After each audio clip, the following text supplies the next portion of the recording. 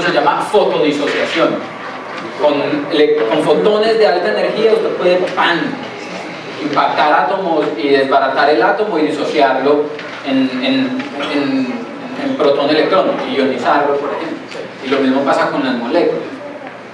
Y lo mismo podría pasar con un átomo, inclusive. Si usted le da suficiente energía al átomo, usted es capaz de fisionar el átomo y desbaratarlo.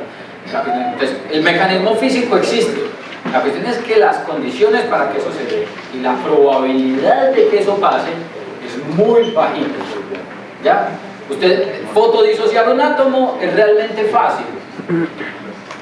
Porque usted tiene un átomo, fotodisociar un átomo quiere decir coger el átomo y él está rodeado por un montón de electrones. Fotodisociar el átomo quiere decir arrancarle los electrones. Eso es como arrancarle los pelos, eso es como arrancarle los pelos a un gato. Eso puede doler más o menos, pero se puede hacer. Otra cosa distinta es fotodisociar el núcleo. Porque es que usted puede fotodisociar el átomo, pero aún dejando el núcleo, dejó el átomo. ¿Ya? Usted deja el núcleo con los 56 protones y eso es el átomo del elemento que tiene 56 protones. De tal manera que químicamente es simplemente un ion de ese elemento. ¿Ya? Usted necesita, para poder revertir el proceso y volver al hidrógeno, desbaratar ese átomo, y la cantidad de energía que tiene que invertir es súper alta, y la probabilidad de que ese tipo de procesos pasen en la naturaleza es extremadamente bajita. Extremadamente bajita, es tan bajita que para que eso pase usted tiene que tener un laboratorio para que pase. Entonces, no es un imposible físico, es posible hacerlo, pero las condiciones en la naturaleza no están dadas para que eso pase. La tendencia siempre será metalizar. La tendencia natural es metalizarse. Simplemente porque a la naturaleza le toca invertir energía para desbaratar el elemento químico, mientras que ella gana energía o libera energía en un proceso en el que el hidrógeno se convierte en otras cosas que son más pesadas. La naturaleza no va a hacer una cosa que le cueste. Porque el proceso inicial fue formación de estrellas y galaxias y después la evolución de las galaxias. Materia oscura, primeras estrellas y protogalaxia, luego las protogalaxias empezaron a pegar unas contra otras, formaron las galaxias grandes y ya las colisiones que dividen la orquesta de la evolución. Como vimos, entonces quiero que antes de que hagamos la dinámica de lo que vamos a hacer es la siguiente. Quiero gastarme unos 10-15 minuticos hablando de un proceso interesante que aparece cuando las galaxias se están formando, que es el de los AGNs, los galácticos activos, y luego a continuación quiero que resolvamos el taller. La idea con la resolución del taller es que quiero que lo hagamos juntos. Miramos las preguntas y miramos las respuestas juntos para que todos tengamos las cosas suficientemente claras. Nosotros vimos entonces, y lo vimos en una de estas simulaciones entonces, que los agujeros negros supermasivos en la galaxia, como la nuestra o en otras galaxias, entonces pueden aparecer y se forman y crecen a través de ese proceso jerárquico de fusiones entre galaxias. Resulta entonces que es bastante probable que en galaxias grandes aparezcan hospedados agujeros negros supermasivos. Esos agujeros negros supermasivos van a perturbar la dinámica del gas a su alrededor, básicamente. Ese gas alrededor va a resultar perturbado, va a entrar en órbita alrededor del agujero negro y va a producir una estructura que nosotros llamamos un disco de acreción. Ese disco de acreción va a producir un conjunto de fenómenos alrededor de ese agujero negro supermasivo que va a dar pie a la aparición de un objeto extraño que nosotros en la Tierra con nuestros telescopios observamos y lo llamamos un cuásar o un AGN. Un AGN es el nombre genérico para núcleo galáctico activo en inglés. Un núcleo galáctico activo no es más que una galaxia normal, como la Vía Láctea, una galaxia elíptica normal, una galaxia cualquiera, que tiene un agujero negro supermasivo en su centro que está engullendo material. El AGN aparece como el observable en respuesta a lo que le está pasando al gas que está moviéndose alrededor del agujero negro. ¿Qué es lo que se observa, por ejemplo? A distancias relativamente altas, se observa, por ejemplo, esto es una galaxia elíptica, Cygnus A, y la galaxia elíptica vista en radio óptico es esto. Aquí está la galaxia, ¿cierto? Es esta que realmente no aparece muy bonita la imagen aquí. Es esta galaxia. Si uno mira en radio, uno encuentra que alrededor de esa galaxia hay un par de nubes como estas. El centro de la galaxia en esta imagen es este, y aquí es este. Las dos imágenes están a la misma escala. lo que nosotros estamos viendo es que en visible aparecen... Exactamente, por eso voy a apagar la luz. Que ya si apagamos la luz, aparecen estas dos cositas rojitas. Estas dos cositas rojitas son las mismas que están aquí abajo. La galaxia está fumando. Esto que ustedes están viendo aquí es exactamente lo mismo que pasa cuando una persona fuma y tira el humo hacia afuera. La diferencia es que esto que está aquí no es alquitrán, sino que son electrones, en su gran mayoría. ¿BLA es qué? BLA, Very Large Array, es un telescopio, un radiotelescopio. Entonces, aquí tenemos una galaxia elíptica gigante que de alguna forma está logrando colimar un chorro de partículas desde su centro hasta esta distancia. Si este es el tamaño de la galaxia, miren qué distancia tiene que ser la que está viajando ese gas desde aquí hasta acá, desde aquí hasta acá. ¿Cuál es el tamaño de la Vía Láctea? 50 kiloparsecs. Esta galaxia es más grande que la Vía Láctea. Bueno, esta galaxia es más grande que la Vía Láctea. De alguna forma, la galaxia ha encontrado la manera para tirar partículas desde su centro hacia afuera, a 50 kiloparsecs de distancia. ¿Cómo tira usted una...? Y miren que es una... Miren el grosor del chorrito, vean. Es un chorrito bastante fino aquí y bastante fino acá. Se vuelve disgregado acá. No hay un fumador que yo vea que tiene un chorrito de humo tan fino que a 50 centímetros de la cara le forma el humo. No, el fumador tira el humo y la nube básicamente se le forma aquí en la cara. Es un proceso en el cual el chorro de partículas que está saliendo despedido está bastante colimado. Las partículas aquí están emitiendo ondas de radio, que son ondas de radiación asociadas a la emisión de radiación sincrotrón, que ya habíamos mencionado anteriormente. Miren, este es el zoom de ese objeto. Hay regiones mucho más calientes, pero en general entonces esa es la estructura.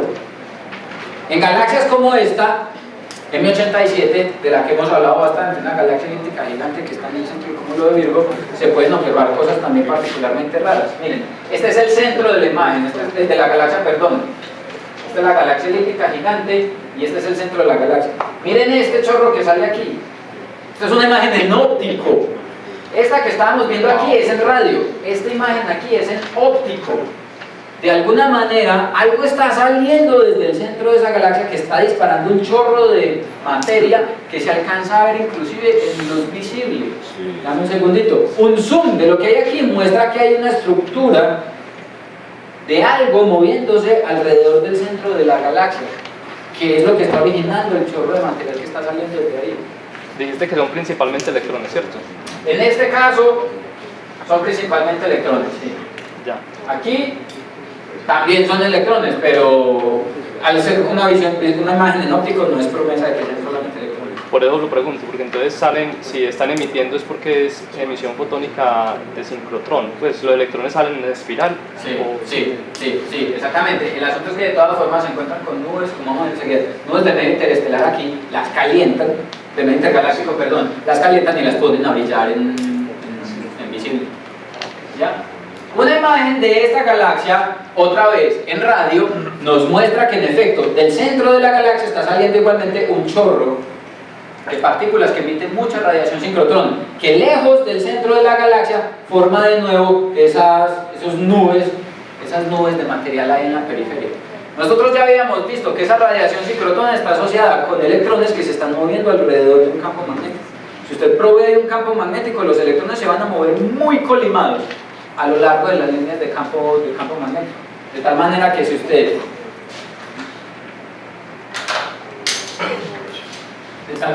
si ustedes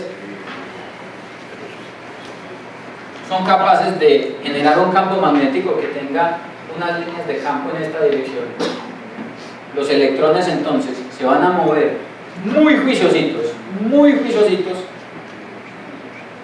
en espiral alrededor de esas líneas de campo. Recuerden la figurita que habíamos visto la clase pasada, la clase antepasada, no recuerdo. Muy juiciositos a lo largo de esa línea de campo. Y van a emitir entonces radiación sincrotrón. La pregunta es: ¿de dónde salió ese campo magnético que da origen a esa estructura que aparece ahí? Lo que pasa es lo siguiente: Lo que pasa es que si usted tiene, y miren lo que se observa cuando usted hace un mejor zoom en el centro de una galaxia como esta. Esta es otra galaxia elíptica en la que usted de nuevo observa estos chorros de material bastante colimados y un zoom bien hecho a todo el centro de la galaxia revela esta estructura. Una estructura completamente discoidal que tiene centro en el centro de la galaxia. Cuando usted tiene una estructura como estas, usted puede fácilmente, bueno, no fácilmente, pero uno puede pensar entonces en una cosa como la siguiente. Usted tiene un agujero negro supermasivo en el centro de esa galaxia, ¿cierto? De alguna forma, el agujero negro supermasivo es capaz de acretar gas del vecindario, como vimos por ejemplo en la semana pasada cuando hablamos del centro de la galaxia, una nube de gas que pasa ahí orbitando alrededor del centro de la galaxia. Ese gas entonces queda en órbita alrededor del agujero negro. Entonces usted tiene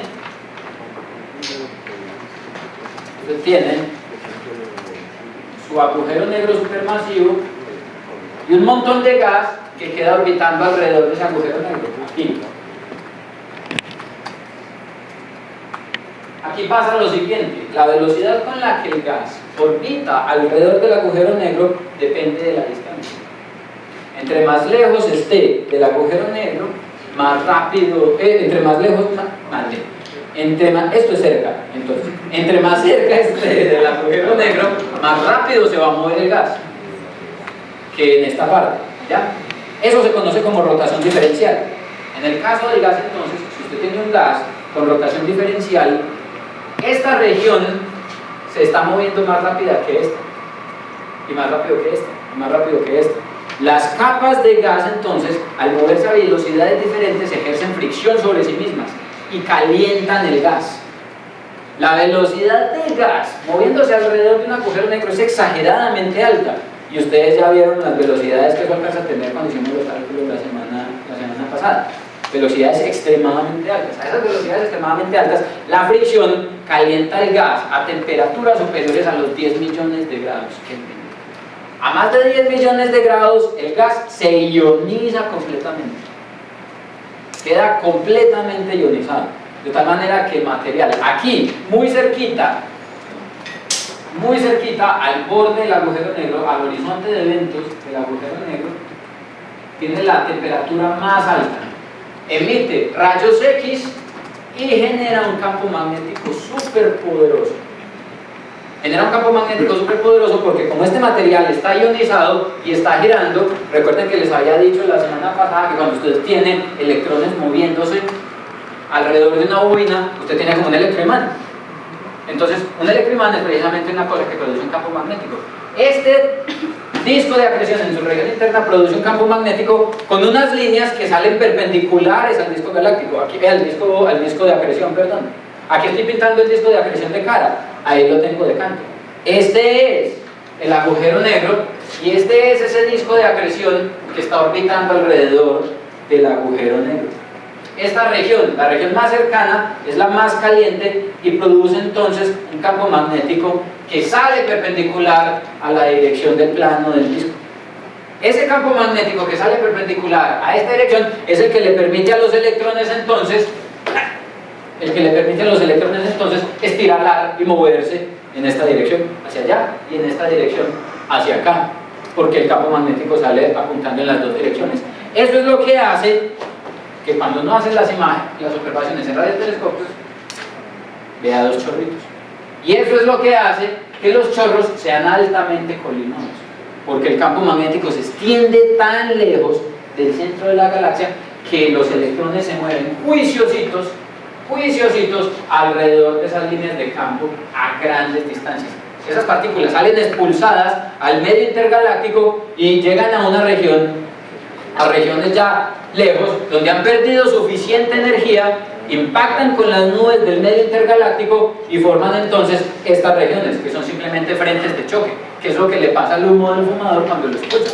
El humo del fumador forma una nube aquí al frente porque se encuentra con la atmósfera, choca e inmediatamente forma ese cúmulo vaporoso que vemos ahí, que es exactamente eso.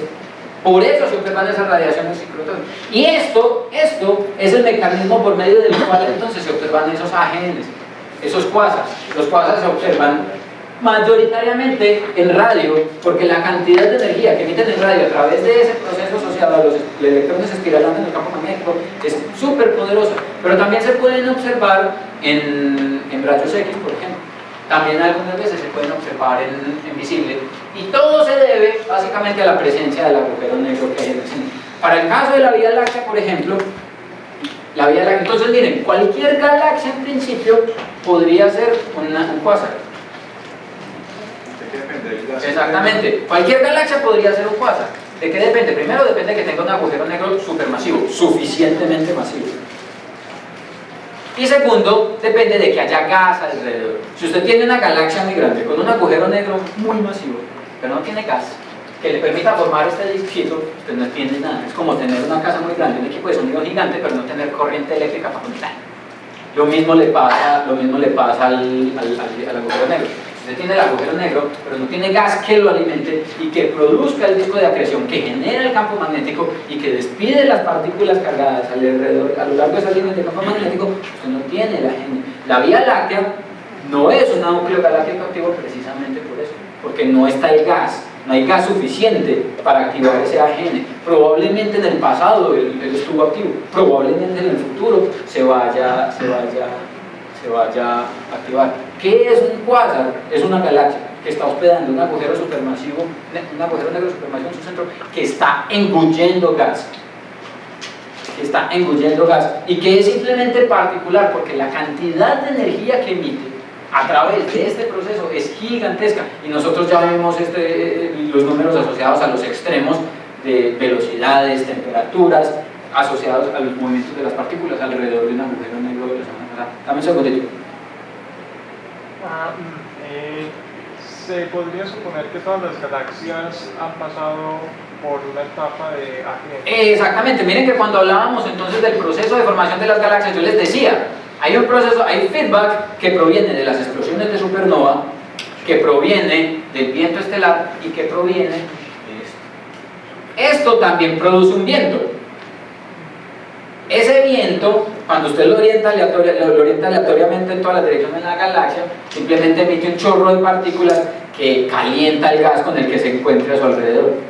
Y eso suprime el proceso de formación de estrellas y aparece eventualmente en cualquier momento durante las etapas de formación de la galaxia. Particularmente se activan mucho cuando hay interacciones, cuando hay colisiones, obviamente, porque cuando hay una interacción el gas se desestabiliza. Ya vimos la simulación. El gas sale de sus órbitas de equilibrio y puede colapsar al centro de la galaxia, alimentando el agujero negro. De tal manera que en efecto eso le puede haber pasado a cualquier galaxia en cualquier instante de tiempo. ¿Y qué es un blazar? Un blazar, el asunto es que entonces ya viene el asunto de cómo clasifica usted los quasars. Entonces, si tiene líneas espectrales gruesas, si tiene líneas espectrales delgadas, si es una galaxia que usted espiral a la que usted le puede ver el bulbo o no, entonces usted los puede clasificar entre galaxias Seyfert, entre quasars, QSOs, blazar y quasar, o radiogalaxias. Entonces, dependiendo de las características observacionales, usted clasifica ese AGN entre quasar, blazar, QSO, radiogalaxia. Son un montón de detallitos específicos acerca de las características de emisividad de ese objeto. Pero todas en general son una galaxia. Piensen en que los quasars no existen, lo que existen realmente son las galaxias activas. Todas explicadas o funcionando exactamente de la misma forma. La manera como se manifiestan las diferencias depende de cuánta masa tiene el agujero negro supermasivo, de qué tan activo es el proceso de acreción de material, etcétera, de qué tipo de galaxia le está hospedando. Profesor Juan, ¿por qué es imperativo para ustedes decir que el electrón se mueve espiral? ¿No se puede mover circular o ondulatoriamente? No, porque cuando uno resuelve las ecuaciones del movimiento para el electrón, uno encuentra que solamente cuando usted tiene un electrón metido en un campo magnético, la única forma que él tiene de moverse es en espiral. Uno llega, le echa, eso se puede resolver a mano, eso lo resuelve en un examen del en el electro, ¿sí?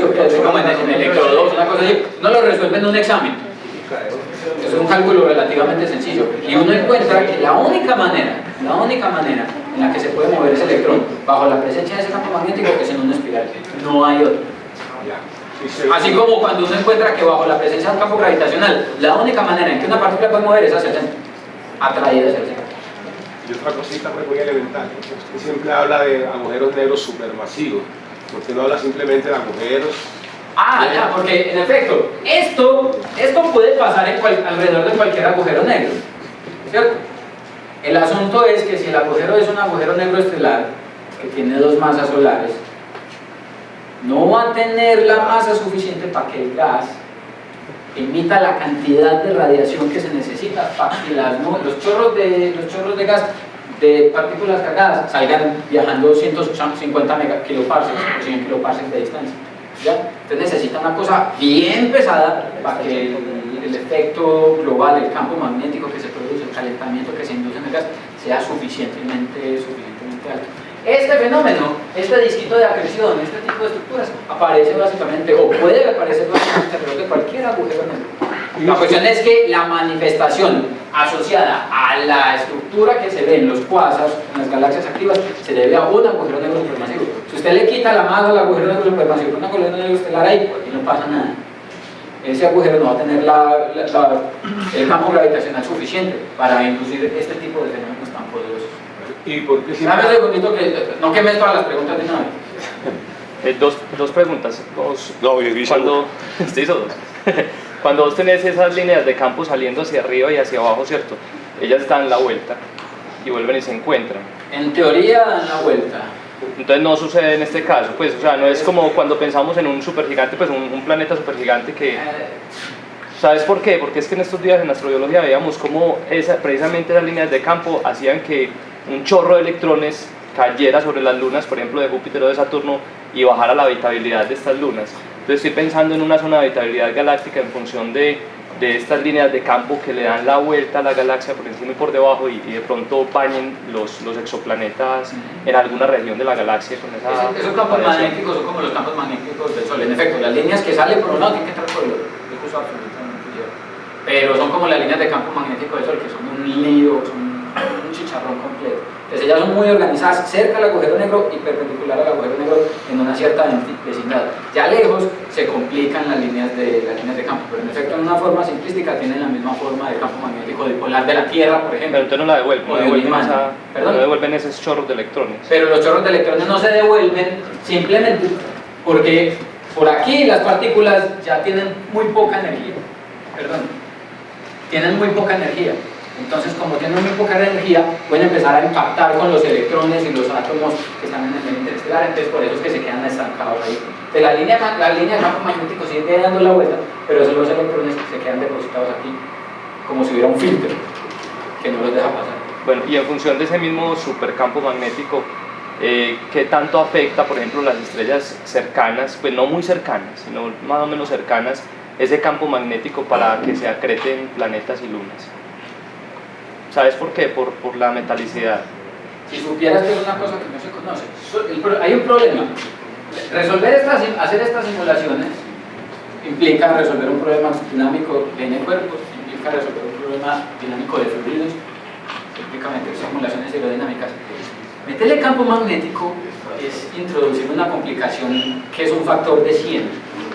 Solamente hasta ahora, pero cuando le digo solamente hasta ahora, solamente hasta hace 2 años, se ha empezado a considerar el efecto de los campos magnéticos en este tipo de cosas. De tal manera que decir algo, inicialmente lo que se asume es que el impacto es realmente mínimo. Pero no, eso es una suposición que se ha hecho hasta ahora. Solamente recientemente empiezan a aparecer los programas de software que incluyen las ecuaciones de la magnetohidrodinámica, que son una pesadilla completa, que pueden empezar a ofrecer luces en esa dirección, a ver si en efecto son despreciables o no los efectos de ese campo magnético global, pero no sabemos. Inicialmente no tienen ningún efecto los campos magnéticos galácticos en la galaxia como tal, y por tanto no tienen ningún efecto en la distribución de masa en las estrellas, ni en los planetas, nada. Eso es una agenda entonces.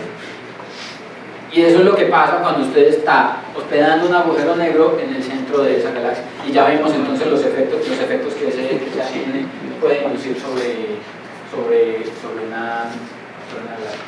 Eso era lo que quería que mencionáramos acerca de esta cosa que me quedó pendiente.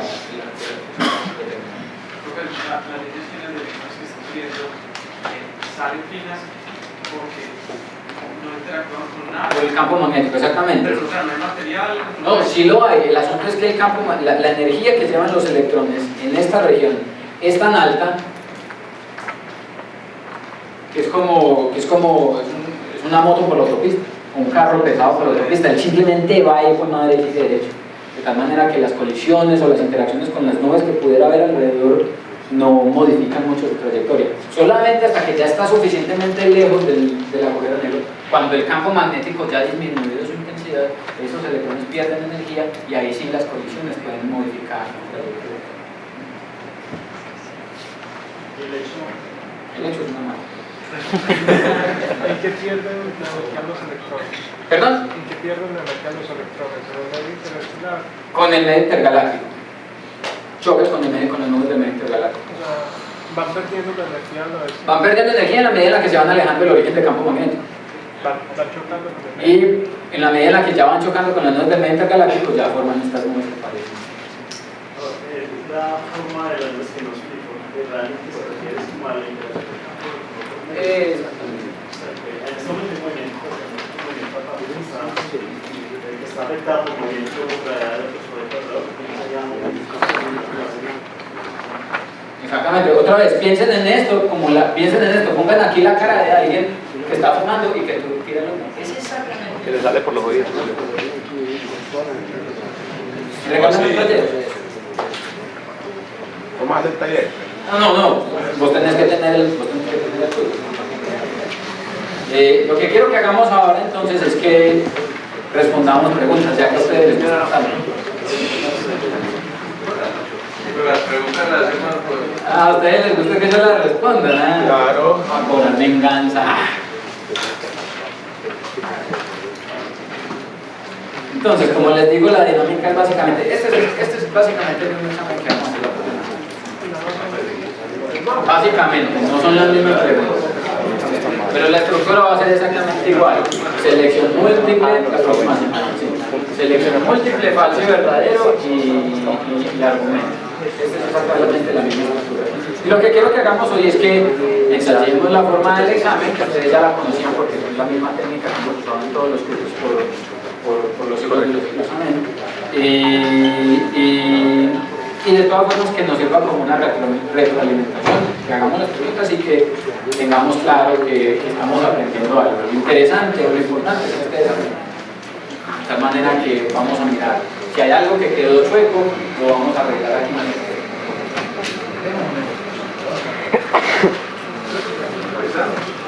Entonces, sí, dame un segundito, yo saco mi lapicerito. Entonces, miren la primera pregunta que dice. Bueno, entonces la primera es un conjunto de preguntas de selección múltiple que dice entonces, escoja una de las opciones ofrecidas como respuesta. Entonces, 30% tenemos 10 preguntas ahí. La presencia de agujeros negros supermasivos en los centros galácticos se puede considerar como A, una consecuencia del proceso de formación de las galaxias. B, eso es un resultado casual de las observaciones. C, en general no hay una explicación para la presencia de estos cuerpos en los centros galácticos.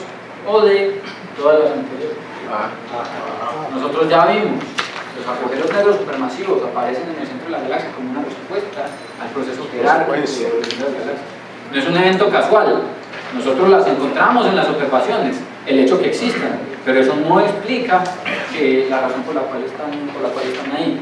Hasta hace 10 años no teníamos ni la más mínima y remota idea de por qué diablos los agujeros negros supermasivos estaban ahí. Sin embargo, actualmente estamos más o menos bien convencidos que es entonces la respuesta número A. Es una respuesta al proceso de formación de las galaxias. ¿Quién no está de acuerdo? No, estamos todos. Todos estamos de acuerdo. ¿Qué vas a preguntar? No, iba a colaborar con la segunda. Bueno, gracias. Además, se comió la vuelta. 2. ¿Quién fue el primer observador de la Vía Láctea? A. Nicolás Copérnico. B. Edwin Hubble. C. Galileo Galilei o Harold Chaplin.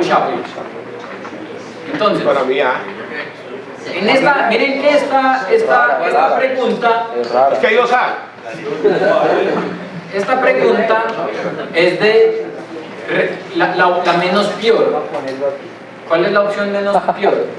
¿Ya? Recuerden que dijimos, mire, la galaxia está ahí desde hace 12.000 millones de años.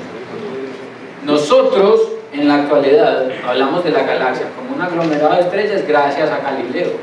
Pero los griegos ya la habían observado hace 2.000 años. Los chinos la observaron antes, los caldeos hace 5.000 años. Pero para nosotros, la galaxia tiene la forma que tiene ahora, un agregado de galaxias a partir de las observaciones de Galileo. De tal manera que la primera persona que observó la galaxia para ¿Como galaxia? fue Galileo Galilei. La galaxia, la Vía Láctea. Primero se supo que era una galaxia, no fue. ¿Cómo? No supo que era una galaxia. Sí, pero el primero que... Nosotros miraban algo y no sabían que. No, Shapley tampoco fue el primero que supo que era una galaxia. Recuerden, Shapley creía que los cúmulos globulares estaban distribuidos alrededor de esa distribución de estrellas que había sido observada por Herschel, que anteriormente había sido observada por Galileo. ¿Ya? Es que no hablan de galaxias, Estamos hablando de la Vía Láctea. El primer observador de la Vía Láctea. De la Vía Láctea, que es nuestra galaxia, ese reguero de estrellas en el disco. La respuesta correcta, por eso, todas esas opciones serían posibles. ¿Quién dice que en efecto Copérnico es previo a Galileo? ¿Quién dice que Copérnico no vio la Vía Láctea? Es imposible que Copérnico, siendo un astrónomo y habiendo estado antes que Galileo, no lo hubiera visto. Simplemente nosotros no tenemos registros de que Copérnico se hubiera interesado por entender qué era y hubiera dicho, es que eso es una conexión de estrellas. Para nosotros, la galaxia como tal, es la Vía Láctea es como tal la galaxia por las observaciones de Galileo. De tal manera que ahí la respuesta es Galileo Galilei, es decir, la C. Un cúmulo globular es A. Una región del plano de la galaxia a partir del cual se puede estar formando estrellas. A partir de la cual se pueden estar formando estrellas. Un conglomerado de estrellas distribuidos más o menos esféricamente. C. Una clase de materia exótica que se considera como materia oscura en la galaxia. O D. Ninguna de las anteriores. ¿Qué es un cúmulo globular? Un conglomerado de estrellas distribuidas más o menos esféricamente. Un conglomerado de estrellas. Recuerden que en una galaxia no encuentra dos tipos de agrupaciones estelares: grupos abiertos o cúmulos abiertos y cúmulos globulares. Los cúmulos abiertos son como las Pléyades, cosas así que no tienen forma de nada, mientras que los cúmulos globulares tienen muchas estrellas y son mayoritariamente esferoidales. Entonces, la respuesta correcta ahí es la B.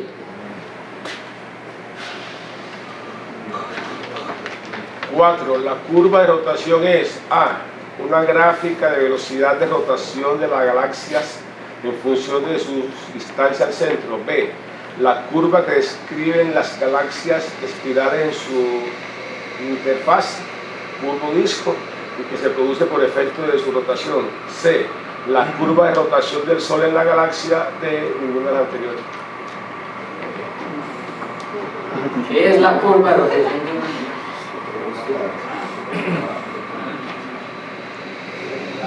Una gráfica de velocidad de rotación de las galaxias en función de su distancia.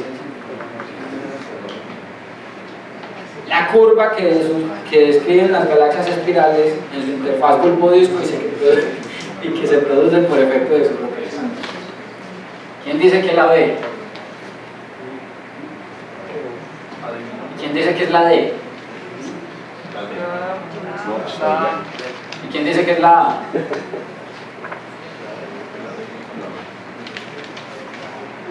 ¿Ustedes han oído hablar a Cantinflas? Cantinflas es que habla y no dice nada. Cantinflasear se llama, cantinflasear, es un verbo que la... Cantinflasear. Sí. Eso, lo que está en la parte de es una cantinflaseada. Eso es un montón de cosas que realmente no dicen nada. Caí. La B no es. La curva de rotación de una galaxia, ¿qué es? Recuerden que decían, la curva de rotación de una galaxia es cuando usted tiene la galaxia espiral y que solamente, obviamente nosotros hablamos de la curva de rotación de una galaxia y de entrada asumimos que usted está hablando de una curva de rotación, eso es para galaxias espirales. ¿Ya? Entonces de entrada eso solamente aplica a galaxias espirales. Usted tiene entonces una galaxia espiral La voy a pintar como si la estuviéramos viendo de canto. Aquí está el bulbo, ¿cierto? Entonces usted recuerda que decíamos, nosotros llegamos y medimos la velocidad de rotación aquí, aquí, aquí, aquí, aquí, aquí, aquí, y hacemos una gráfica de velocidad como una función de la distancia que nos mostraba una curvita así. ¿Se acuerdan? Miramos un montón de curvitas de esas, por ejemplo, cuando hablábamos de la relación de Coulomb-Fisher. Esa es la curva de rotación de una galaxia. Es una gráfica de velocidad de las estrellas en una galaxia como una función de su distancia al centro. Pero solamente para galaxias Pero eso, espirales. exactamente, eso se sobreentiende, que eso solamente aplica para las galaxias espirales. Entonces, ¿Cómo que la D? Pero es que en la A solamente habla de las galaxias, no de las galaxias espirales. nadie vota por la D. Yo voto por la D. Miren, la A dice una gráfica de velocidad de rotación de las galaxias en función de su distancia al centro. Pero no especifica si es espiral o si es elíptica. Uno no puede construir esta gráfica con una galaxia elíptica. Uno no puede construir esta gráfica con una galaxia irregular. Entonces la A tampoco es. La B tampoco Es es. que la B está escribiendo lo que me explicabas. La B te dice la curva que describe de movimiento. La curva que describen, miren lo que dice la B, miren lo que dice. La curva que describen las galaxias espirales es su interfaz Bulb. ¿Cómo así que la curva que describen las galaxias? Que curva es distancia en movimiento. Curva que la curva de la trayectoria de la trayectoria, claro. Pero entonces aquí no hay ninguna trayectoria. O sea, lo que estás diciendo es que hay una diferencia entre el bulbo y el disco. Sí. Y ahí estás midiendo una Como curva. ahí hay una cosa. ¿Pero curva de qué? Puede ser una curva de temperatura, pero una curva de velocidad, pero una curva... Por eso. Rotación. Es curva de rotación No. entre el bulbo y el disco, ¿no? Es por lo mismo que la A no es correcta. Es por lo mismo que la A no es correcta, porque no dice específicamente qué tipo de galaxia es. La B no es. La C evidentemente no es. Ahí la respuesta correcta es la D, ninguna de las anteriores. Siendo precisos, no es la C, no es la D, no es la B, ni la A. La curva de rotación es la curva que describe la galaxia espiral del Pablo dice que ocurre por efecto de la rotación. Bueno, supongamos que es ahí, sería solamente en este punto. Y usted no tendría una curva, tendría un punto, la velocidad. Es en ese punto como una función de la distancia, eso no es la curva de rotación. La curva de rotación es la velocidad a todas las distancias. A todas las distancias. ¿Ya? Pilas con las preguntas de cáscara, porque miren que la primera podría ser correcta completamente. La A podría ser absolutamente correcta. Si en algún lugar se especifica que es una galaxia espiral. Pero si no se especifica que es una galaxia espiral, eso no es válido para las galaxias elípticas, pero no es correcto. Lo mismo pasa con esta, es la velocidad en un punto de la que está hablando ahí, no de la velocidad de toda la galaxia. ¿Ya? De tal manera que la respuesta correcta ahí es la D, ninguna de las anteriores.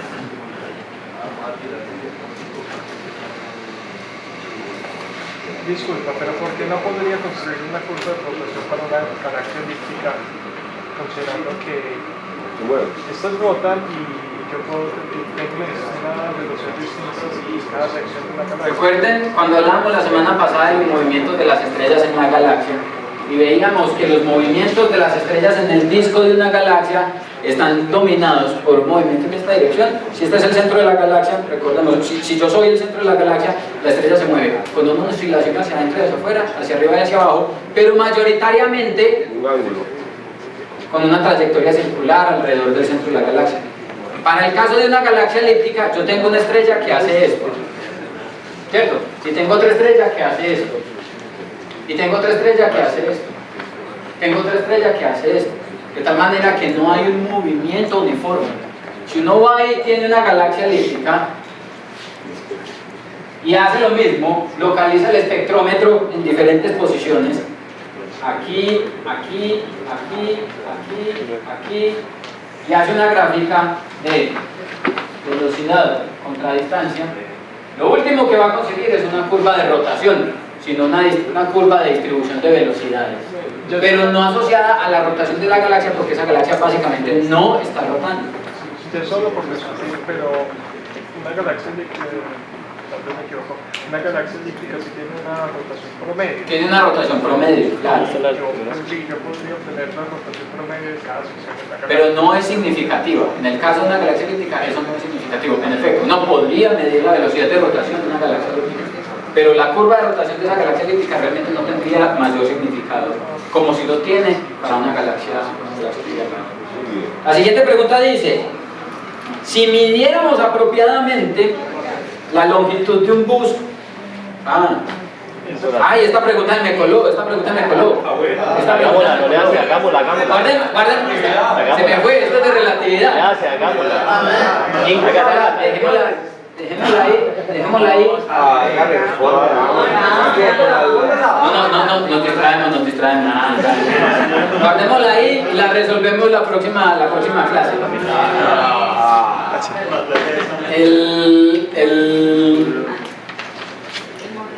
El modelo de las otras, esta la dejé ahí, ojo. La número 6 la dejé porque la quiero resolver. La dejé ahí a propósito porque fue algo que me preguntaron, creo que fue la semana pasada, y es: ¿de dónde salen los brazos espirales de las galaxias? Haber hablado de eso nos hubiera metido otra clase más y desafortunadamente no tenemos tiempo. Dejé la pregunta ahí para recordarme que tenemos que hablar de eso ahorita. Entonces, voy a dejarla indicada. No va a entrar en una pregunta de estas, obviamente no va a entrar en el examen próximo, y la dejé ahí porque quiero precisamente que estudiemos eso con un par de figuritas que traje, para resolverla. Dejémosla aquí. La del bus la resuelvo definitivamente la próxima clase. Esta la resolvemos cuando terminemos el quiz, porque quiero que para resolver esta pregunta miremos un par de figuritas. ¿Listo? Entonces no me dejen olvidar, por favor. Ahora sí, vámonos con otra pregunta. La pregunta número 7. Actualmente se acepta que el disco de la galaxia tiene unas dimensiones de A, 8.5 kiloparsecs, B, 500.000 parsecs, C, 50 kiloparsecs, D, 1 megaparsec. Perdón. El disco no dice si es el diámetro o el radio. Bueno, ahí permítanme aclarar la pregunta. Es el tamaño, el disco, el diámetro del disco. No, está puesto en mayúscula. Galaxia en mayúscula es la Vía Láctea.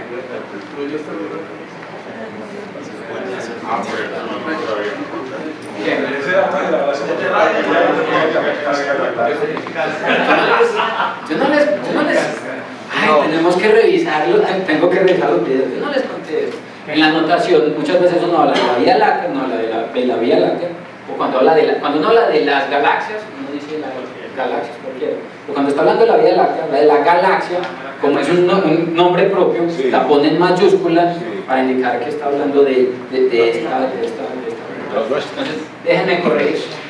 Discúlpenme, estaba seguro que lo había mencionado antes. Esta sería: ¿cuál es el tamaño, el radio del disco de la Vía Láctea? El radio.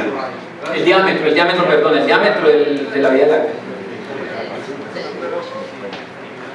¿Cuál de las opciones que aparece ahí? 8.5 kiloparsecs, 500.000 parsecs, 50 kiloparsecs o 1 megaparsec.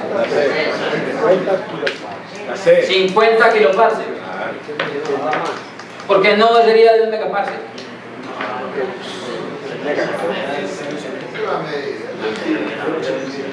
Un megaparsec es 6.087. El grupo local tiene un tamaño igual a 1 megaparsec. Un megaparsec es mucho. Pero ¿por qué no 8.5 kiloparsecs? Esa es la distancia que hay de... 8.5 kiloparsecs es la distancia que hay entre el centro de la galaxia y el Sol. ¿Ya? Hemos visto que las dimensiones de la galaxia que había medido Shapley fueron de 100 kiloparsecs, pero que ya actualmente sabemos la correcta es 50.000 parsecs, 50 kiloparsecs. O sea, la respuesta correcta es la C. El diámetro de la Vía Láctea es 50 kiloparsecs. El método más comúnmente utilizado para determinar las distancias a escala galáctica y extragaláctica es, miren, galáctica y extragaláctica. ¿Cuál de las opciones que aparece ahí será? Las variables efeidas, el método del punto fijo, el paralaje espectroscópico, el paralaje trigonométrico. Esta es una opción, esta es una selección de escoja la menos peor. Miren, el paralaje trigonométrico no nos sirve para determinar la distancia, sino a las estrellas más vecinas. El paralaje espectroscópico es una técnica. Es una técnica que nosotros no discutimos, de tal manera que no sabemos qué es. Pero es una técnica para medir distancias que también funciona más o menos como el paralaje trigonométrico, solamente para las estrellas más vecinas. El método del punto fijo, ¿qué es eso? ¿Qué es eso? El método del punto fijo, vamos a ver. Punto de anticruz. Sin embargo, no, el método del punto fijo también es otra forma de determinar distancia. Nosotros no sabemos qué es, pero de todas las opciones que hay ahí, nosotros sabemos que podemos determinar las distancias a los extremos más lejanos de la galaxia utilizando las estrellas variables. Y también sabemos que podemos medir la distancia de la galaxia Andrómeda, a M51, a la galaxia del sombrero y a galaxias bastante lejanas utilizando las estrellas variables F. De tal manera que la respuesta correcta dentro de ese pool de opciones es la A, las estrellas variables F.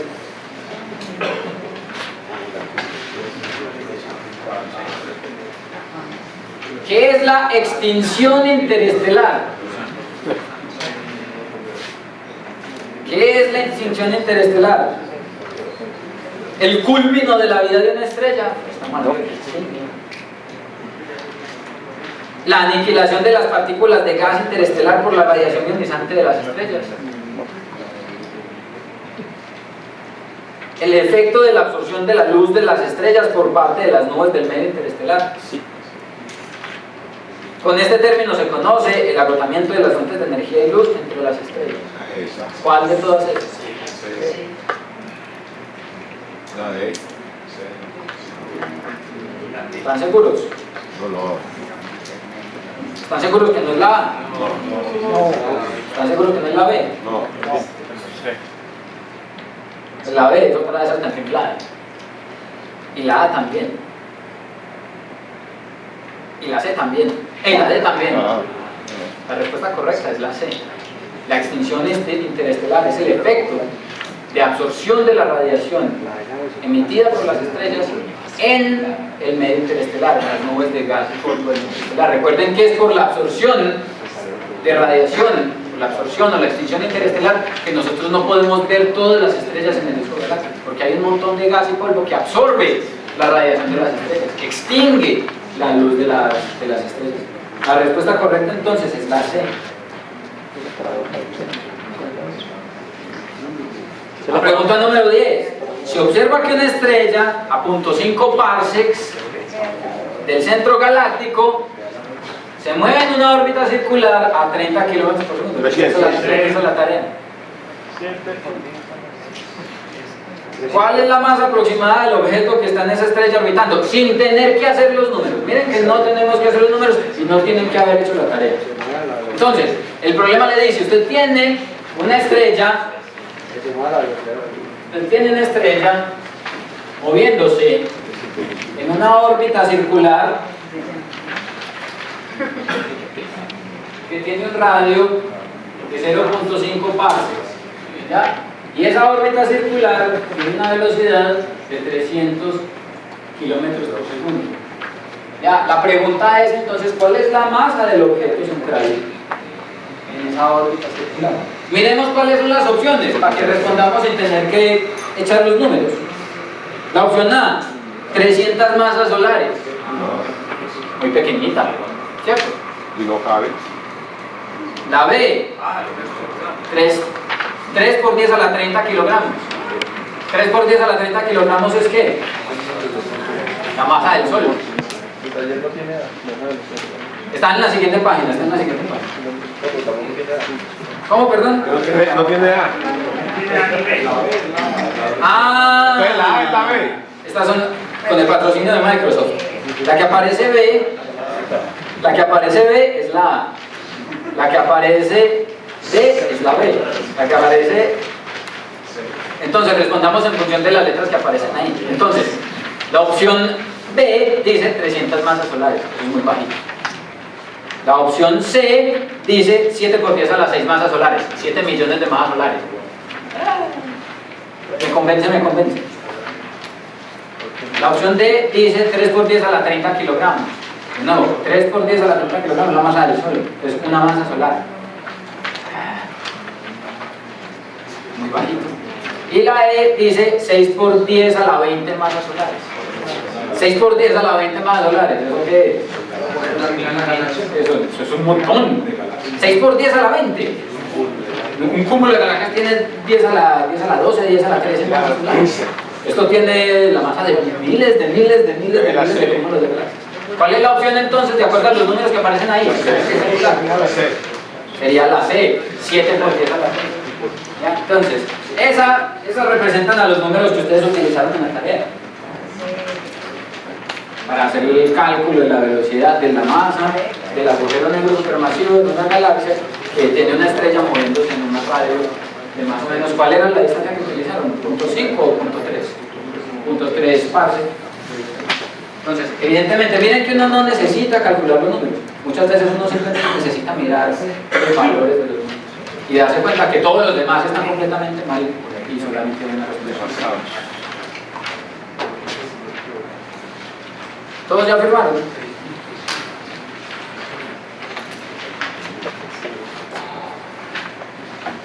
Ahora entonces vamos a mirar las preguntas de falso y verdadero. Sí, las que estamos pendientes con lo de los datos espirales. Entonces, marquemos con falso o verdadero de acuerdo a la característica de la afirmación. Entonces, 1. Es un hecho observacional que las galaxias elípticas deben su forma esferoidal exclusivamente a su rotación. ¿Por qué es falso?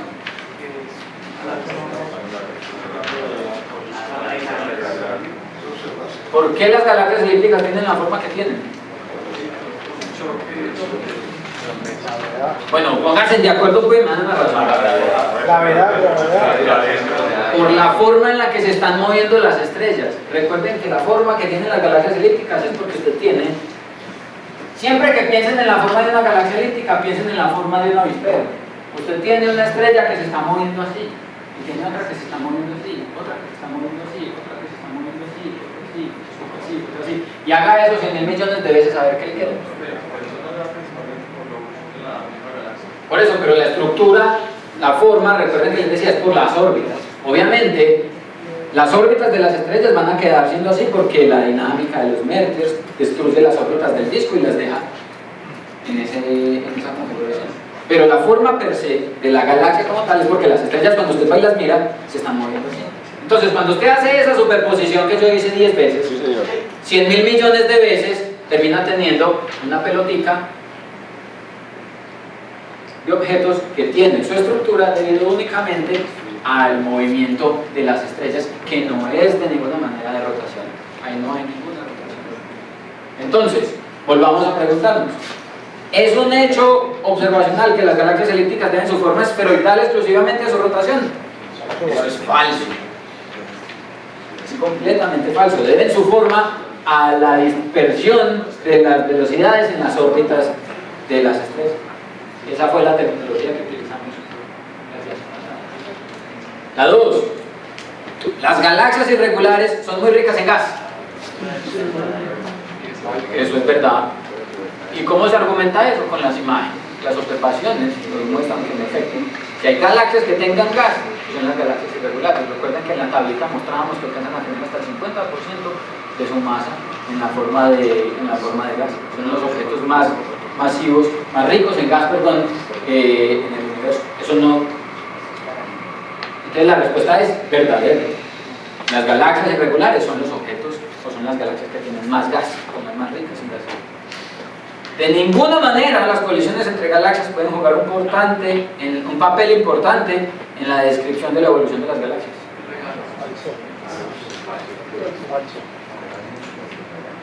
Es completamente falso. A lo largo de toda su historia, las galaxias han estado colisionando. Desde que eran chiquiticas protogalaxias hasta ahora y hasta el futuro. Y en el futuro, de tal manera que siempre las colisiones entre galaxias van a jugar un rol importante, un papel importante en su evolución. Esa afirmación es completamente falsa. Y una pregunta anterior: si las galaxias irregulares nacen a partir de colisiones. No todas las galaxias irregulares nacen a partir de colisiones. Miren que las galaxias irregulares, eso es una cosa importante. La debiste haber preguntado en la sesión pasada. Miren que las galaxias irregulares, les decía, básicamente no tienen un halo de materia oscura que las hospede. Como básicamente no tienen primero, básicamente no tienen un halo de materia oscura que las hospede, son de esas galaxias que básicamente nacieron por fuera de un halo de materia oscura. Entonces el pozo de potenciales, la atracción gravitacional hacia el centro, no ha surtido el efecto suficientemente fuerte para que el gas colapse, se condense y forme estrellas a diestra y siniestra, formando la estructura. Y por lo general se encuentran en regiones donde hay muy bajita densidad de galaxias, de tal manera que los procesos de colisión no han disgregado ese gas por todas partes. Ya, entonces, esas galaxias irregulares de las que estamos hablando ahí, que son ricas en gas, son galaxias irregulares intrínsecas, que se formaron en halos de materia oscura, muy livianitos o por fuera de halos de materia oscura. Hay otro tipo de galaxias irregulares que son las galaxias aberrantes, que son galaxias interactuantes, que evidentemente cuando uno mira las imágenes,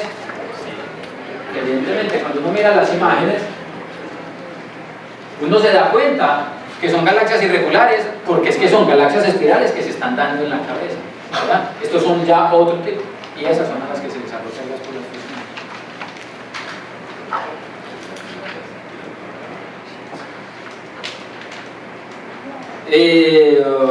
¿Dónde íbamos? En la 4. La Vía Láctea es una galaxia espiral barrada. ¡Falso! ¿Quién dice que falso? Yo me acuerdo de la mano.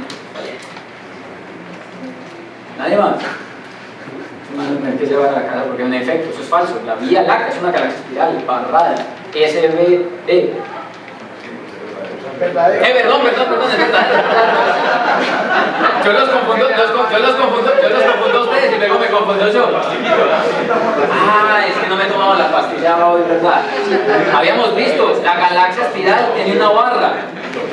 La Vía Láctea tiene una barra. ¿No lo digo? Es que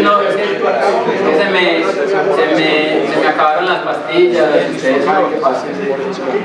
La Vía Láctea, vimos, es una galaxia espiral barrada. Recuerden que dijimos que además de eso, cuando uno mira hacia el centro de la galaxia, la barra forma un ángulo de 45 grados en relación a la orientación de la línea de la visual.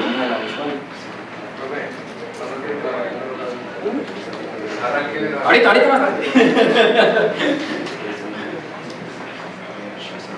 Entonces, esa afirmación es verdadera. En efecto, es verdad. La Vía Láctea es una galaxia espiral barrada, una galaxia de tipo SBB. Se pueden formar pequeñas galaxias del vea, si vio, a mí se me quedaron cosas sin contarles ahorita. Menos mal es este quiz. Juan David se va a encargar de revisar el examen de la próxima semana para evitar que este tipo de cosas no... pero entonces esta afirmación es algo interesante porque tiene que ver con lo siguiente.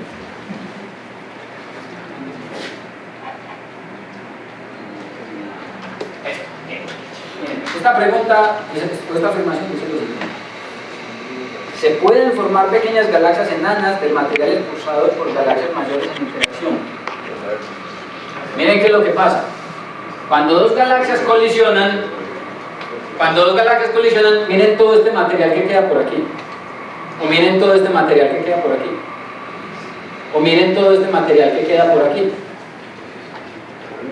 Miren todo este material que queda por aquí. Ese material que queda por aquí es suficiente para que ahí se dé colapso de esas nubes de gas y formen galaxias pequeñitas. Esas galaxias se conocen como galaxias enanas de marea. De tal manera que de este material se van a formar probablemente galaxias pequeñitas. De este material, este grumo, por ejemplo, que ustedes están viendo aquí, es una de esas galaxias que se está formando del material que quedó depositado en el medio intergaláctico a través de la fusión. De tal manera que en efecto eso es correcto, y eso no se los había mencionado, debería haberlo hecho. En efecto, es probable inclusive que usted pueda formar galaxias enanas alrededor de galaxias grandes de este material que queda expulsado alrededor de las galaxias cuando ellas están experimentando. Muy probablemente no. Entonces, primero, cerremos con la pregunta, y en efecto, sí, es cierto. Se pueden formar galaxias enanas del material expulsado durante un proceso de esos violentos de colisiones entre galaxias. Esa afirmación es verdadera. Vámonos ahora con las preguntas. Y esas galaxias de marea, lo más probable es que también queden interactuando con galaxias. Exactamente, como se van a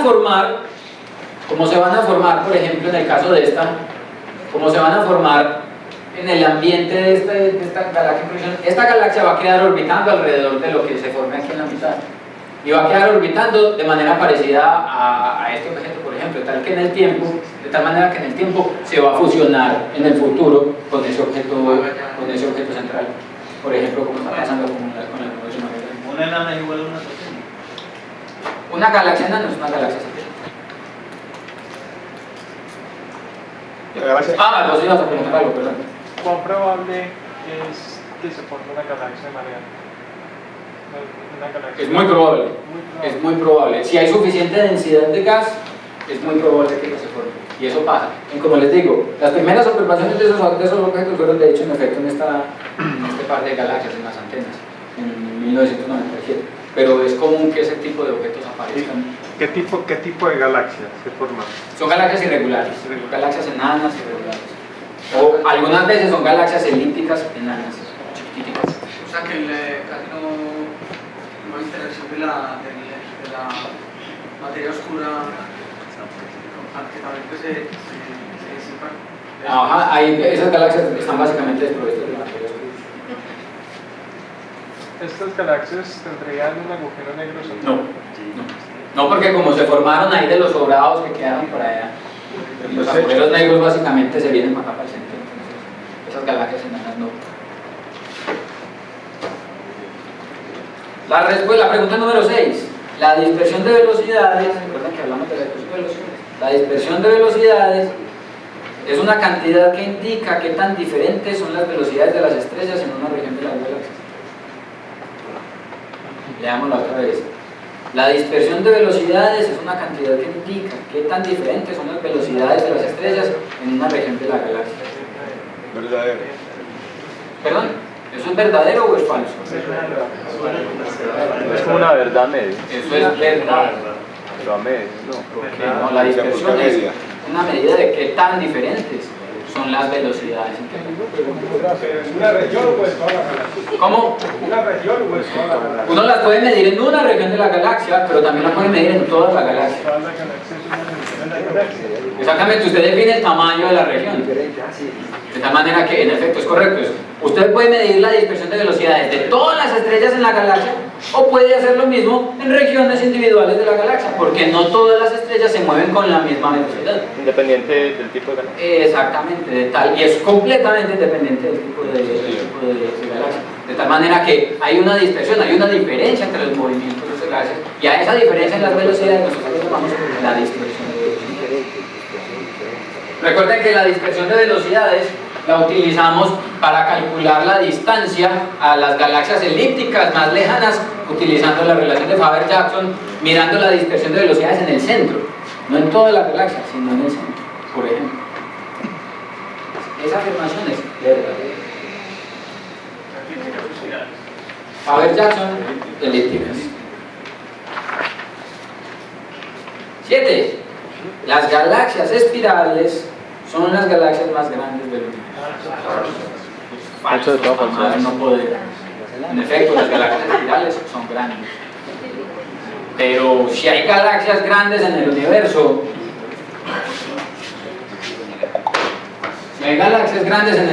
son estas.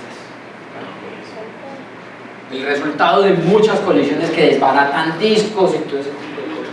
Son una galaxia elíptica, las estructuras más grandes que uno puede encontrar en la forma de una galaxia. Esa afirmación es falsa, porque las galaxias más grandes que se observan en el universo y las galaxias más grandes que se van a observar en el universo son galaxias elípticas. Por eso se fueron antes. A 8. Las relaciones de Tully-Fisher son la mejor herramienta para determinar la distancia a las galaxias más remotas.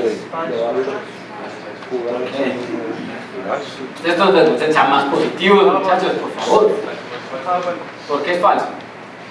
Hay un método. ¿Cuál?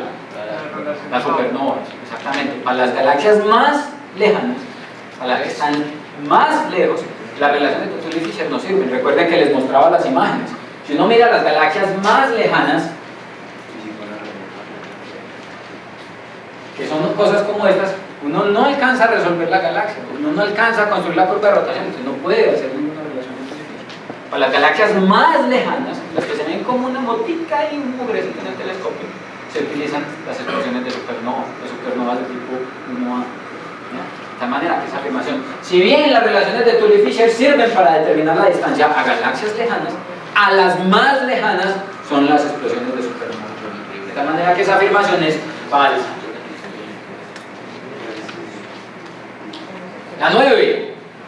La frecuencia específica es una cantidad que da información acerca de cuántos cúmulos globulares tiene una galaxia.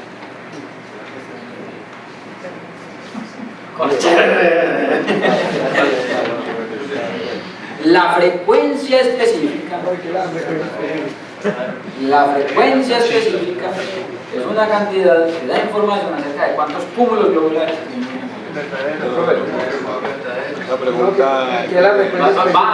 Háganme el favor y van y repasan el video de la clase cuando estamos hablando de las propiedades de las galaxias elípticas y espirales. Ahí van a ver qué es la frecuencia específica. La frecuencia específica les mostraba, se los voy a repetir. Mentira.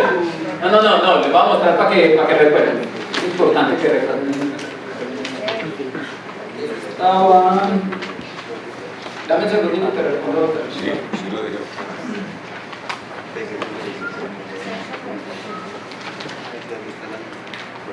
El problema es que no me acuerdo cuándo fue eso. Hace 2 clases. No me acuerdo cuándo fue, pero ustedes recordarán que les había mostrado, perdí mucho tiempo buscándolo, les había mostrado una gráfica en la que les decía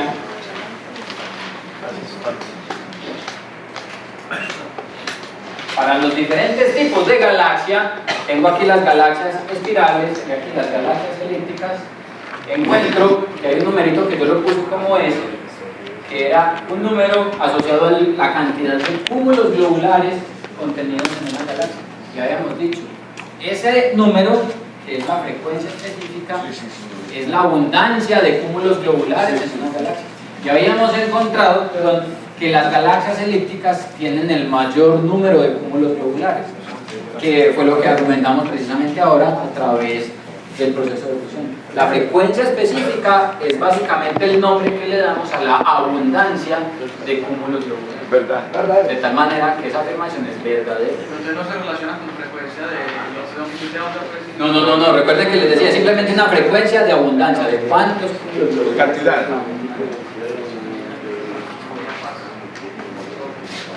De tal manera que esa afirmación es verdadera. La frecuencia específica es simplemente el nombre que le damos a la abundancia de cúmulos globulares en una galaxia. ¿A cuántos cúmulos globulares hay? Y por último, definitivamente, el agujero negro supermasivo en el centro de la galaxia es el agente que determina la dinámica de las demás estrellas en toda la galaxia. Definitivamente falso. Ellas saben que pueden tranquilamente. Exactamente. El agujero negro determina la dinámica en el centro de la galaxia, en la región muy central. Pero en toda la galaxia, es toda la galaxia la que manda la palabra. De tal manera que eso es completamente falso.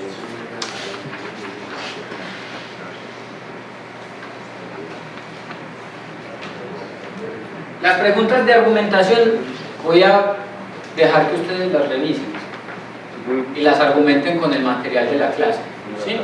Porque quiero en serio que hablemos un poquitico sobre una cosita para dar respuesta a la pregunta número 6. Pregunto, antes de continuar, en la pregunta 8 ¿no sería la ley de Hubble la mejor manera de encontrar la distancia de una galaxia lejana? No, recordemos que la ley de Hubble nos da una información acerca del redshift, pero no de la distancia. Si hay un movimiento peculiar, ¿se acuerdan que les decía? Si hay un movimiento peculiar en una galaxia, uno no determina con precisión la distancia a la que está esa galaxia, sino más o menos la distancia. Con precisión la distancia solamente se consigue con la supernova. Pues, si está 10 gigaparsecs, la precisión es como... No, hay gigaparsecs uno no ve galaxias y uno no puede utilizar. Por eso, por ejemplo, se utilizan las supernovas para medir la distancia, porque es que no sabemos, necesitamos entender la expansión del universo a esa distancia para poder determinar precisamente si la ley de Hubble funciona o no a esa distancia, de tal manera que no es un método independiente. Por eso recuerden que les decía, el método de Hubble uno lo usa para hacerse una idea real de la distancia, pero para medir la distancia como tal, no es una buena indicación. Es una buena herramienta para hacerlo, si no hay otra cosa. Entonces, miren la pregunta número 6, la puse porque alguien me preguntó, 2 o 3 personas inclusive me preguntaron en momentos diferentes, me hicieron esta pregunta, entonces la quise introducir aquí para permitirme meter aquí un par de figuritas que nos permita responderla. Es simplemente entonces lo siguiente, el modelo de las ondas de densidad afirma que, ¿qué es el modelo de las ondas de densidad? El modelo de las ondas de densidad está relacionado con la siguiente pregunta, ¿de dónde salen los benditos brazos espirales en una galaxia? Bien, que nosotros no hablamos en lo absoluto de eso. ¿De dónde salen los brazos espirales en una galaxia? ¿Ustedes qué creen?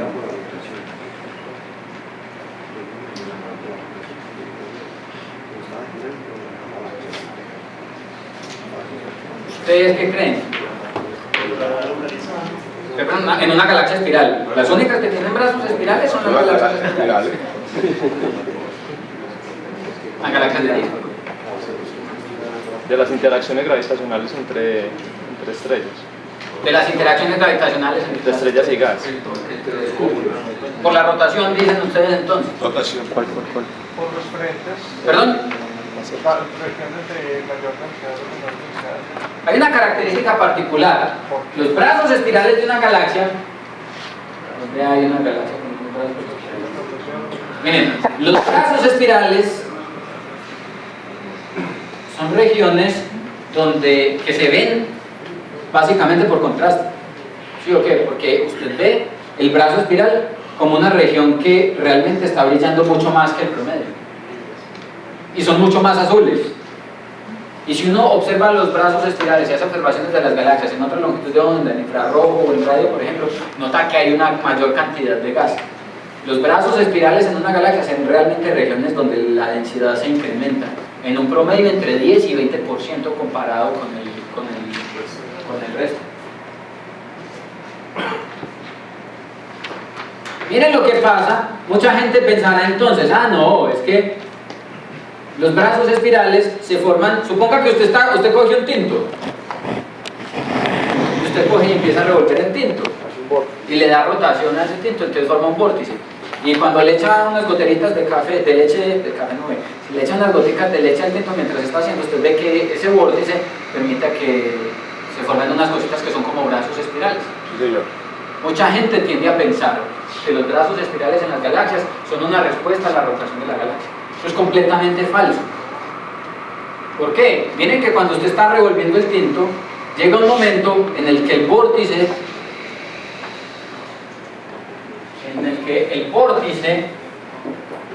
él empieza a ser así, ¿cierto? Pero llega un momento en el que el vórtice se aprieta tanto que todo se disuelve en un punto. Si esa fuera la situación, nosotros no veríamos brazos espirales en todas las galaxias espirales, porque son entonces estructuras transitorias, no durarían mucho. De hecho, si uno echa las cuentas de acuerdo a las velocidades de rotación de las estrellas en la galaxia, uno se da cuenta que un brazo espiral, si ellos existieran por culpa de este efecto de rotación, no existirían más de 1.000 millones de años. Y nosotros cada que vemos una galaxia de disco, vemos brazos espirales, lo que quiere decir que los brazos espirales son estructuras permanentes en los discos galácticos. Eso se conoce como el problema del enrollamiento. Y es que, en efecto, los brazos espirales no aparecen por culpa de esa cosa. Miren lo que pasa, esta es una simulación en la que, si esto es Windy, sí. Miren que aparecen unos brazos espirales, miren que aparecen unos brazos espirales muy bonitos. Pero ahorita, después de un tiempo, miren que va a pasar que se van a empezar a enrollar sobre sí mismos, sobre sí mismos, sobre sí mismos, sobre sí mismos. Y si uno deja la simulación durante mucho tiempo, va a pasar como la leche con el café. Simplemente todo va a quedar formando un moquito en el centro. Eso ya no tiene forma de brazos espirales de una galaxia, lo que teníamos al final. No se convertido en perico. ¿Perdón? Se ha convertido en perico. Exactamente. Entonces, miren, los brazos espirales no son de ninguna manera una respuesta a la rotación de la Ni siquiera cuando se está formando el principio del... Además que esa espiral podría girar hacia el otro lado. Exactamente. Miren que hay una cosa, exactamente. Si la galaxia en este caso está rotando en esta dirección, se observa galaxias en las que los brazos espirales van en la dirección contraria. Los brazos espirales son entidades independientes al disco galáctico. Son sobredensidades que se comportan de manera independiente. ¿Qué es lo que pasa? ¿Cuál es el origen? ¿Cuál es el origen de los brazos espirales en las galaxias? Se cree, no es una cosa que está verificada al 100%, se cree, dado que los brazos espirales entonces son sobre regiones donde la densidad de gas y estrellas se ha incrementado en el plano de la galaxia, se cree, hay un modelo que dice, que se llama el modelo de las ondas de densidad, que propone que hay una perturbación, una onda de densidad que se propaga sobre la superficie del disco, incrementando la densidad de gas. Cuando usted incrementa la densidad de gas, incrementa la rata de formación de estrellas en esa región. Forma una mayor cantidad de estrellas azules y hace entonces que esa región se vea más azul, se vea más brillante, se vea más bonita, que es todo lo que nosotros vemos en un brazo espiral. La pregunta es entonces, ¿de dónde salen esas ondas de densidad, esas ondas de choque que contraen el gas? La idea es que esas ondas de densidad surgen por cuenta de un proceso que nosotros llamamos en dinámica resonancia orbital. ¿Qué es una resonancia orbital? Supongamos que usted tiene un sistema solar con 3 cuerpos. Supongamos que usted tiene una estrella aquí, supongamos que tiene el Sol, supongamos que tiene un planeta y supongamos que tiene otro planeta. ¿Cierto?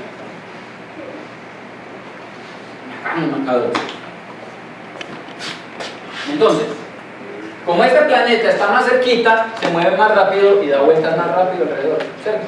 Supongamos que mientras que este planeta da una vuelta, este da media. ¿Ya? Lo que es lo mismo, mientras que este planeta da una vuelta alrededor de su estrella, este da 2. ¿Ya? Eso quiere decir que si esta es la configuración inicial de los planetas, cada año para este planeta, cada vez que este planeta está en esta posición, se encuentra con este después de que él dio 2 vueltas. ¿Ya? Si eso pasa periódicamente, cada que este manda una vuelta y se encuentra aquí, va a experimentar una perturbación gravitacional periódica ejercida por este señor. La fuerza de atracción gravitacional sobre este planeta ya no va a ser la de la estrella, sino que es la de la estrella más la de este planetita. Y la fuerza sobre este cuerpecito se altera en esta dirección. Si usted hace eso repetidamente, durante un periodo de tiempo largo, estas fuerzas van a introducir una perturbación sobre este cuerpo que van a modificar su órbita. ¿Ya? Cuando estas dos estrellas se encuentran en una configuración tal que les permite encontrarse después de un cierto número de periodos en la misma configuración, nosotros decimos que esas órbitas están en resonancia. ¿Ya? Es lo mismo que usted hace cuando lleva a su hijo, a su sobrino, a su nieto, a su hermanito al columpio. Usted va y lo empuja. Y usted siempre espera que el columpio llegue a la misma posición para volverlo a empujar. Usted y el columpio se encuentran siempre en la misma configuración, después de un periodo, después de que el columpio ha ido y ha vuelto. En esta situación, usted está en resonancia con el columpio. Y precisamente porque está en resonancia con el columpio, es que usted puede cada vez hacer que el columpio suba más y más y más. Si usted coge el columpio en algún momento que no es el momento apropiado, tan brazo roto, cabeza rota, porque están en contrafase. ¿Ya? En una situación de fase, usted puede amplificar esa situación. En una galaxia, las órbitas de las estrellas pueden entrar en fase. Si las órbitas de las estrellas en una galaxia entran en fase,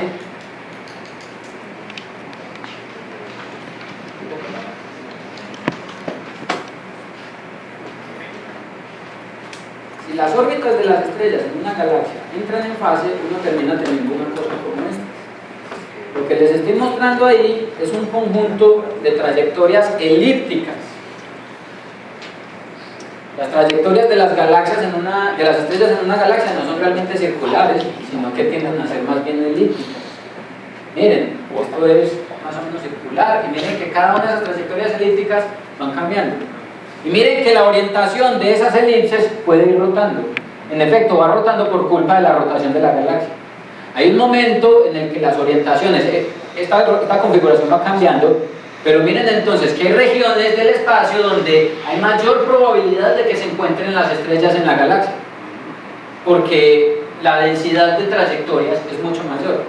Cuando eso pasa, en esta región el campo gravitacional se vuelve más intenso, y entonces el gas colapsa en esa región y forma entonces una estructura gaseosa colapsada aquí, una estructura gaseosa colapsada acá, que va a empezar a formar estrellas en la forma de un brazo espiral.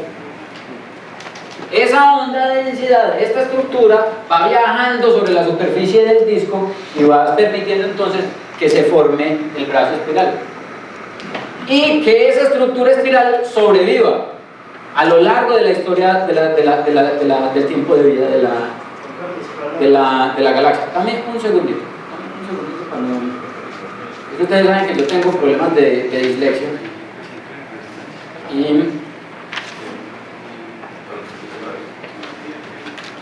se me olvida que lo que estoy diciendo. Miren, la que estamos viendo ahí es una simulación en la que las estrellitas en efecto en algún momento entran en órbita en esta resonancia elíptica.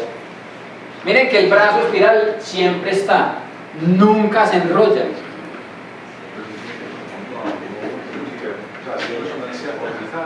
Es igual a que el movimiento lleva.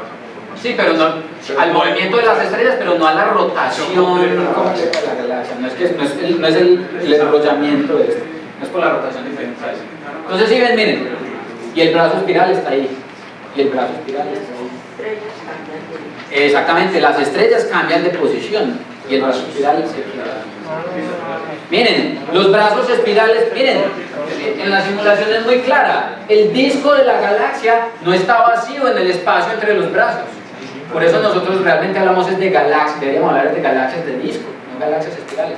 La cuestión es que la mayor densidad de masa está precisamente en los brazos, pero la región entre brazos está completamente llena de material, gas, estrellas frías y ese tipo de cosas.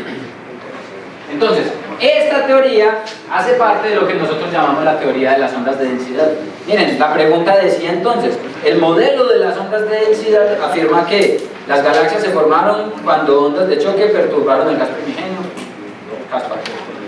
El bulbo de la galaxia está tan desprovisto de gas por la remoción de este debido a fuertes ondas de choque originadas en magnetos supermasivos.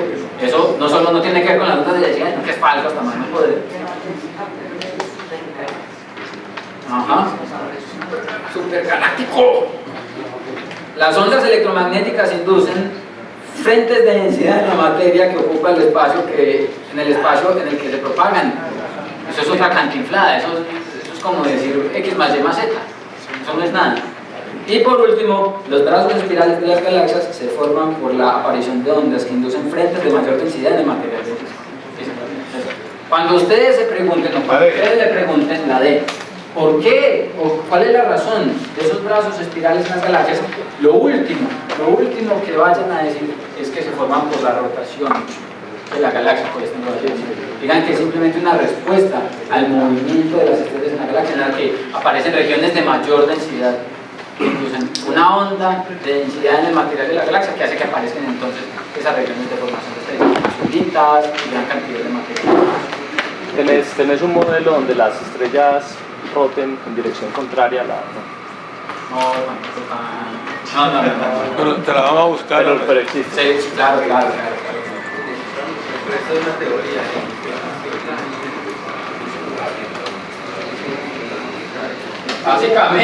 Básicamente que yo conozca esto. Hay variantes para explicar, porque miren que este modelo solamente explica brazos espirales simétricos. Mientras que nosotros hemos visto que hay galaxias que tienen, aparte de estos dos, otro montón de brazos aquí. Eso se llaman brazos espirales loculentos y están asociados a que, miren que como son ondas de densidad, también puede pasar lo siguiente. Una explosión de supernova perturba una región de medio interestelar e induce un frente de nacimiento de estrellas.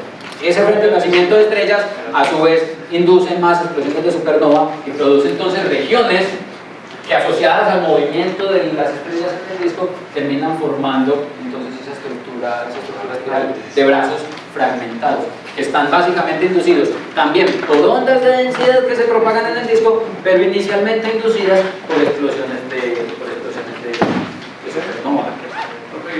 Una galaxia que no se haya visto perturba por otras galaxias vecinas tiene millones de años, pues que han evolucionado, nosotros lo observemos, completamente sintéticas, sin otro bracito, o también con inclusive con una galaxia de esas podrían aparecer 3 o 4 más brazos. El modelo es mucho más complicado que simplemente este dibujito juguete muestra el escenario general, o realmente todos los detalles. En efecto, cuando uno hace simulaciones de un disco aislado, cuando uno hace no las tengo, pero cuando uno hace simulaciones de un disco aislado, por ejemplo, aparecen autónomamente los 3 o 4 bracitos, que dependen mucho de la estructura del Juan, de alguna manera no estamos viendo aquí ondas gravitacionales. Porque es que mira que vos tenés ahí en algunas regiones concentraciones de masa mayores, entonces debe haber unas perturbaciones del espacio-tiempo mayores. Ojo, no es una onda gravitacional, es básicamente un efecto visual de la superposición de regiones donde se superponen las órbitas de las estrellas.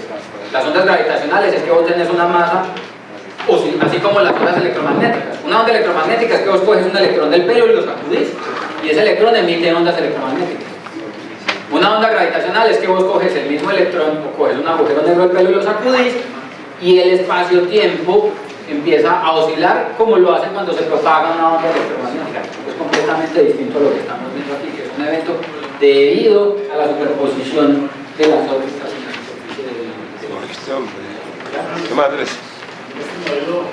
Todo bien.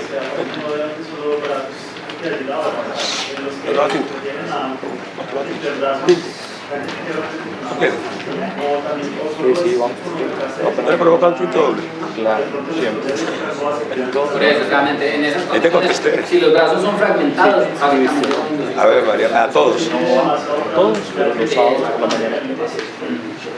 Depende mucho de la distribución de masa en las características. No, mentira, no puedo. Estamos todos claros. Y la básica. Cuidado. A las 9 de la mañana vamos a hacer el examen para a las 10 hacer la prueba.